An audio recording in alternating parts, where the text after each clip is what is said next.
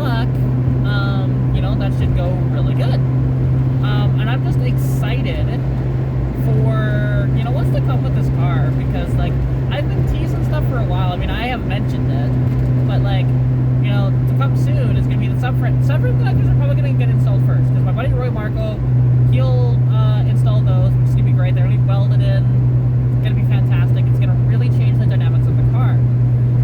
Then afterwards, I will actually get to, we'll see if I'll get the header on or not.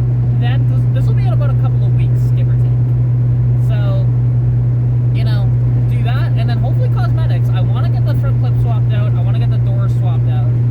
That is my goal, and we shall see how it goes.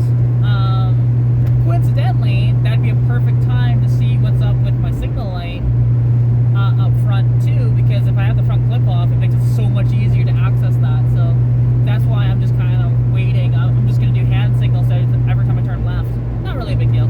Like, the rear one's still working, but it's the front one that's not. So, but yeah, like, once I am able to figure that out, because I'm pretty sure, I don't think it's the bulb itself. It's probably the ground. So I redo the ground, and then it should be all good. And the lens might be, sorry if it's a little hazy here. I think my lens is a little dirty. But yeah, it's a beautiful day. It's 9 degrees Celsius. I am just loving this a lot. And I can't wait, like I said, for what's to come. Like I said today, like, I would have liked to work on the car.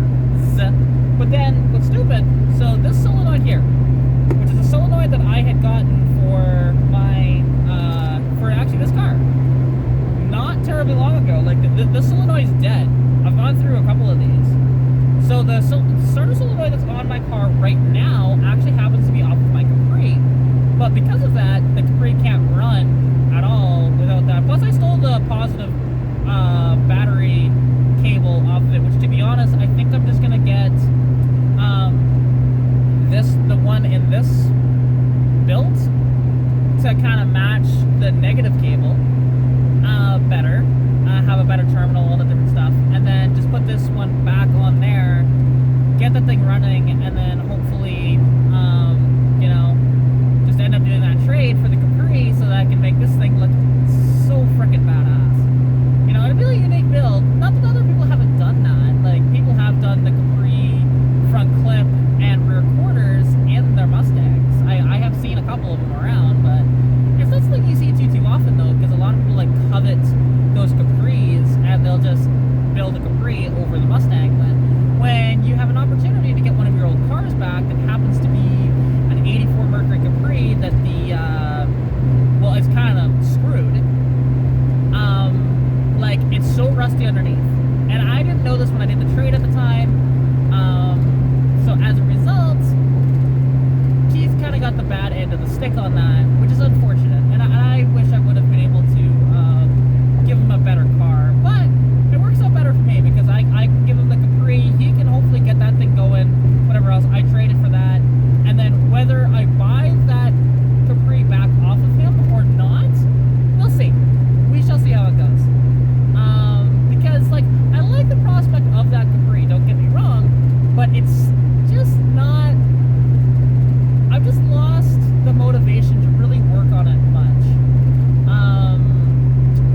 Like, because all it really needs, you throw a fuel tank in there, you fix the fuel line, and you replace the carburetor, boom, you've got a really good car overall, or at least should be. So that's kind of the plan. Like, it's got a brand new fuel pump on it. That's only a few months old. And it's got a whole new braking system that's only about a year old. And it's just one of these things, like, because we replaced the brake booster and the master cylinder in that car.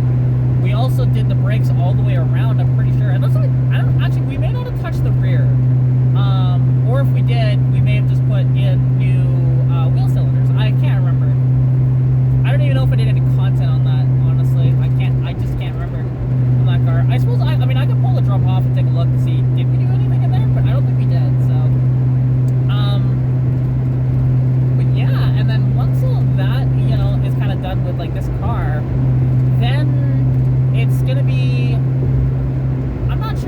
what would come next after these. You know, there's a guy that has a bunch of new old stock Claysmith cams down in the States that he wants to sell for this inline six, and I'm like, I want to inquire further with him of what he actually wants, because, like, you know, and what grinds does he have of these, because I would be very, very interested in throwing a cam in this car, and again, just increasing performance, and to a certain degree, like, there's going to be a point where my performance increases are going to decrease the fuel efficiency, which that cam will probably decrease fuel efficiency a little bit. Maybe. We'll see. Depending on what type of cam I get. Like, it's not going to be like a horribly lumpy cam or anything. Just a pretty good cam that's better than the stock one. That's all I'm really going for. Get that little better sound, get a little better performance out of it, get better torque, better horsepower, you know, that sort of thing. And, like, because when I get the header installed on this car, it should be right around, give or take, 25 wheel horsepower. Which, like, you might think, well, how could a header give you that much power? It's just how garbage the stock manifold is on these. Like, the stock manifold actually has back pressure into different cylinders and stuff. It's a really bad design, and it goes from like a 4-inch hole basically down to a 2 1/4. So that kills flow 100% as well, and it's not very good. Like, the back 2 cylinders actually have to, like, the gases have to push forward and then down, while the front 4, it just kind of goes backwards and down or straight down. Where with the header, it'll all be independent of each other until it actually meets in the collector, right? So, and that'll be much better for flow and power that way. And it will actually increase fuel economy too with the header, and I'm very excited about that. But the only thing is, I might, and we'll see, because I have never seen anybody with this specific header, because it's a Hooker Super Competition Series header. It's a dual exhaust header. They haven't made them for about 20 years, and they were very expensive back then. Like, it was like a $1,500 header back then. And yeah, because I don't have a reference of how much power it should make. It'll be better than every other one that's out there at the moment. Because, like, these other headers, they're not long tubes, they're shorter headers. So with that in mind, you know, mine should be a better setup overall in that regard. Now, we'll see how the install is going to go. Like, it shouldn't be too difficult, just depending on how the bolts want to come out of my head and stuff. But I've had, like, we had the manifold off this engine, like the exhaust manifold off of it, when we did the T5 swap just over a year ago. So, you know, it's really not too bad. But,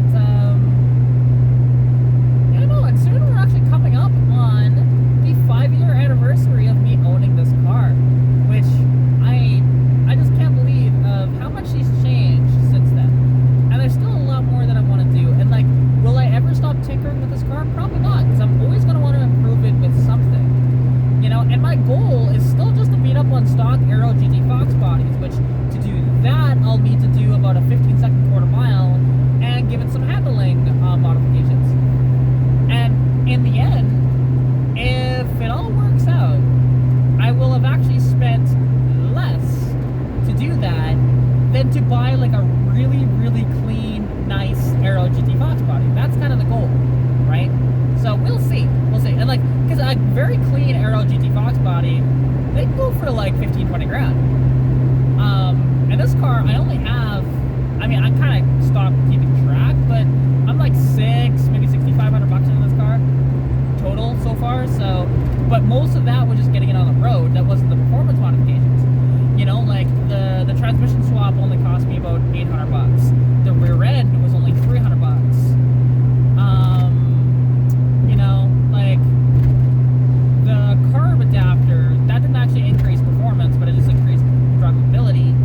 That was only $125. You know, all this different stuff that you can get for these, and you know, I've made this little inline six just go really, really well. It's very efficient now. It's not getting as good a fuel economy as it was, and I'm trying to figure out why. It's possible that I need to, like, I should rejet the carburetor because it does run a tad bit lean. And it's just one of those things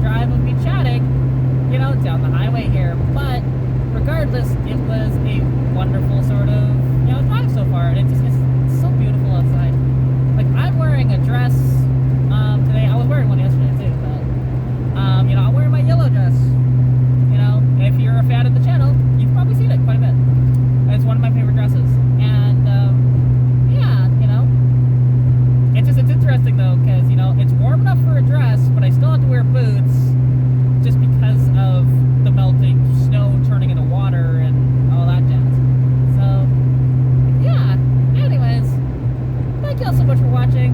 Hope you enjoyed this quick little drive here, and yeah, I'm not sure what else to talk about. So